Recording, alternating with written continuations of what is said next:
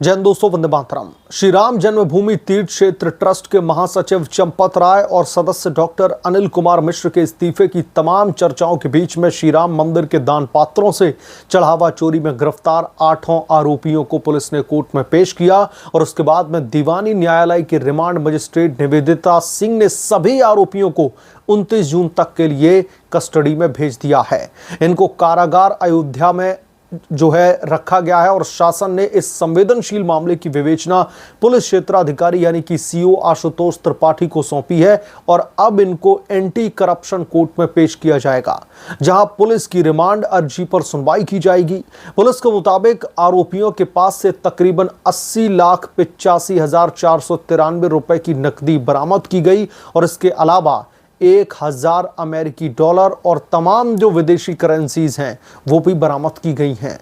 Trust के सदस्य कृष्ण मोहन की शिकायत पर दरअसल मंदिर के सेवा गिनती करने वाले कर्मचारी, पूर्व बैंक अधिकारी सहित 8 लोगों और अज्ञात के खिलाफ में राम जन्मभूमि थाने में चढ़ावा चोरी की रिपोर्ट दर्ज की गई थी, जिसके तुरंत बाद इन्हें रात में ही दबोच लिया गया। इस घटना के समानांतर चंपत राय और अनिल मिश्र के इस्तीफे देने की चर्चा दिन भर टीवी चैनलों से लेकर के इंटरनेट मीडिया पर छाई रही। कुछ चैनलों ने एक पदाधिकारी के हवाले से भी इनके इस्तीफे की पुष्टि का दावा तक कर दिया। हालांकि अयोध्या में मौजूद मंदिर ट्रस्ट के अध्यक्ष महंत नृत्य गोपाल दास और मंदिर के व्यवस्थापक गोपाल राव ने इस्तीफे की खबरों का खंडन किया। चंपत राय और अनिल मिश्र की तरफ से कोई भी प्रतिक्रिया न आने के कारण अटकलों को लगातार बल मिलता रहा कि क्या उन्होंने वाकई में इस्तीफा दे दिया है, क्योंकि मीडिया के सामने आकर वो बोलने से कुछ भी बच रहे हैं। उधर दोपहर तकरीबन 3 बजे सभी आरोपितों को कड़ी सुरक्षा व्यवस्था के बीच में सफेद मास्क से चेहरा ढक करके काले शीशे वाली स्कॉर्पियो से दीवानी न्यायालय लेकर के जाया गया। अभियोजन अधिकारी केसी वर्मा और प्रभारी संयुक्त निदेशक पीके यादव ने बताया कि आरोपितों पर भारतीय न्याय संहिता यानी कि बीएनएस के साथ साथ भ्रष्टाचार निवारण अधिनियम की धाराएं भी लगाई गई हैं। वरिष्ठ अधिवक्ता सईद खान के मुताबिक नए बीएनएस के प्रावधानों के तहत पुलिस विवेचना के दौरान किसी भी चरण में न्यायालय से पुलिस कस्टडी रिमांड की मांग कर सकती है। मामले की शुरुआत 5 जून को दोस्तों तब हुई थी जब पूर्व मंत्री और समाजवादी पार्टी के नेता पवन पांडे ने दान पात्रों से करोड़ों रुपए चोरी करने का आरोप लगाया। 7 जून को समाजवादी पार्टी के अध्यक्ष अखिलेश यादव ने भी इस मुद्दे को एक्स पर उठाया। इसके बाद में मामला तूल पकड़ता चला गया और मुख्यमंत्री योगी आदित्यनाथ ने 13 जून को एसआईटी गठित करके 15 दिनों के भीतर रिपोर्ट देने के निर्देश दे दिए। एसआईटी की प्रारंभिक जांच में आरोपों की पुष्टि होने के बाद में एफआईआर रजिस्टर्ड करने की जो प्रक्रिया है वो पूरी कर ली गई। गुरुवार रात दर्ज मुकदमे के बाद में पुलिस ने मंदिर व्यवस्था से जुड़े रामशंकर यादव उर्फ टिन्नू, ट्रस्ट कर्मी अनुकल्प मिश्र और उनके बहनोई लवकुश मिश्र, मनीष यादव, करुणेश पांडे, रमाशंकर मिश्र, अविनाश शुक्ला तथा रिटायर्ड बैंक कर्मी सुभाष श्रीवास्तव को दबोच लिया। अब जांच का दायरा और भी ज्यादा बढ़ाया जा रहा है।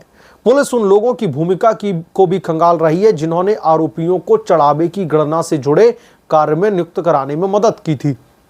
यानी कि ये सब अच्छी तरीके से जानते हैं कि पैसे की दान की जो चोरी की गई है वो सिर्फ इतने लोगों तक तो सीमित नहीं रही होगी। इसलिए अब जांच का दायरा बढ़ाया जा रहा है। जिनकी सिफारिश पर इनका यहां पे सिलेक्शन हुआ था, अब उनसे भी इंटेरोगेशन होगी। विवेचना में यह भी देखा जाएगा कि गणना कर्मियों की भर्ती किसकी सिफारिश पर की गई और बैंक अधिकारियों तथा कर्मचारियों की इसमें क्या भूमिका रही। बताया जा रहा है कि चढ़ावे की गणना में तकरीबन 40 लोग शामिल थे, जिनमें से कई की नियुक्ति अनुकल्प मिश्र की सिफारिश पर की गई थी।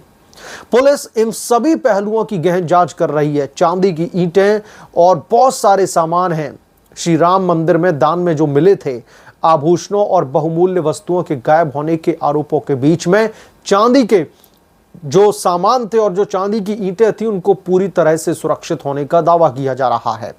अब कार सेवक प्रभारी व संघ के वरिष्ठ पदाधिकारी शिवदास सिंह ये कह रहे हैं कि इंटरनेट मीडिया पर जिस चांदी के कागभूषण के गायब होने की चर्चा की जा रही है वो पूरी तरीके से सुरक्षित हैं। इस कार सेवकपुरम में ट्रस्ट महासचिव चंपत राय के कक्ष स्थित पूजा स्थल पर उन्हें रखा गया है और प्रतिदिन विधि विधान से उनकी पूजा की जाती है। उन्होंने बताया कि सराफा कारोबारियों और सिंधी समाज द्वारा दान में दी गई 2.60 किलोग्राम चांदी की ईंटों को सुरक्षित रखने के लिए मिंट संस्था की मदद से आधा किलो के सिल्वर बार में परिवर्तित करवाया गया। सभी सिल्वर बार भारतीय स्टेट बैंक के लॉकर में सुरक्षित रखे गए हैं। ये कहानी वो है जो बताई जा रही है, लेकिन सवाल तब उठ खड़े हो जाते हैं जिन 8 आरोपियों को गिरफ्तार किया गया है। जब पुलिस की तरफ से रेड मारी गई तो इन लोगों के पास से तकरीबन 80 लाख रुपए नकद कैश, 80 लाख से भी ऊपर है क्योंकि 80,85,000 समथिंग ये कैश था। इतना कैश कहां से आया, इतने पैसे इन लोगों के पास में कहां से अचानक से इकट्ठा हो गए? और इसके अलावा 1000 अमेरिकी डॉलर और जो फॉरेन करेंसीज हैं डॉलर के अलावा, वो भी इनके पास से बरामद की गई हैं। यानी कि अगर कोई बाहर से राम मंदिर के दर्शन करने आया, उन्होंने अगर डॉलर चढ़ा दिए भगवान पर या दूसरी फॉरेन करेंसी चढ़ाई गई, तो उस करेंसी में भी क्या हाथ जो है धो लिए गए? क्या उस करेंसी को भी गायब कर दिया गया है? तो अब यह मामला बहुत ज्यादा पेचीदा होता चला जा रहा है। गड़बड़ी तो हुई है, लेकिन यहां पर मुख्यमंत्री योगी आदित्यनाथ की तारीफ इसलिए भी करना जरूरी है। यहां पर बिना किसी देरी के जो एक के बाद एक एक्शंस लिए जा रहे हैं वो वाकई में काबिले तारीफ है और कहीं ना कहीं जो हिंदुओं की आस्था उस राम मंदिर से जुड़ी हुई है उसका भरोसा कायम बना रहे, यह सुनिश्चित करने की कोशिश कर रहे हैं योगी बाबा। योगी बाबा हर एक मुमकिन पृथक प्रयास कर रहे हैं, लगातार कोशिशों में जुटे हुए हैं कि जो भी चोर हैं उनके खिलाफ में सख्त से सख्त कार्रवाई की जाए। चोरों के हुक्मरानों को, यानी कि जो मास्टरमाइंड और सरगना हैं, उनको भी दबोचने का पूरा इंतजाम किया जा रहा है। और इसीलिए मैंने कहा कि जो जांच का दायरा है वो बढ़ाया जा रहा है। कौन सा कर्मचारी किसकी सिफारिश पर नियुक्त किया गया था, किसके कहने पर उसकी नोट गिनने में ड्यूटी लगाई गई थी, अब उन लोगों से भी इंटेरोगेशन की जाएगी। और जब उन लोगों से इंटेरोगेशन की जाएगी तो यकीनन तौर पर जो अभी 80,85,000 और तकरीबन 1000 अमेरिकी डॉलर और उसके बाद में दूसरी जो फॉरेन करेंसी बरामद हुई हैं, यह आंकड़ा और भी ज्यादा बढ़ सकता है। आंकड़ा बढ़ने की वजह एक ही है, जितने ज्यादा लोग होंगे पैसा उतने लोगों में बटा होगा, चंदा उतने लोगों में डिवाइड किया गया होगा। और आप लोग यकीन मानिए कि उत्तर प्रदेश के मुख्यमंत्री योगी आदित्यनाथ, जो उत्तर प्रदेश की जनता और इस समूचे विश्व में जो लोगों की आस्था भगवान राम से जुड़ी हुई है ना, उस आस्था को कलंकित नहीं होने देंगे। योगी आदित्यनाथ पर हिंदू समाज के लोग पूरी तरीके से भरोसा के मामले में अड़िग खड़े हैं।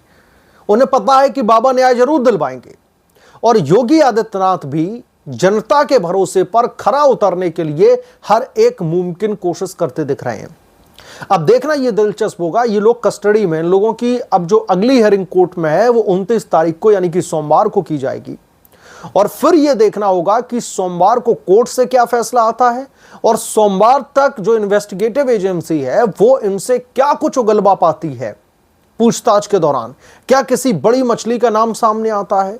जो कुछ भी होगा मैं तुरंत आपके बीच में लेकर के हाजिर हो जाऊंगा बड़ी खबर को। उसके लिए आपसे गुजारिश है कि प्लीज चैनल को सब्सक्राइब कर लें और अगर आपको ये वीडियो पसंद आया हो तो प्लीज वीडियो को लाइक करो और साइड में बेल आइकन को जरूर प्रेस कर लें ताकि जब भी मैं कोई नई रिपोर्ट लेकर के आऊं तो इसकी जानकारी नोटिफिकेशन के जरिए सबसे पहले आपको मिले।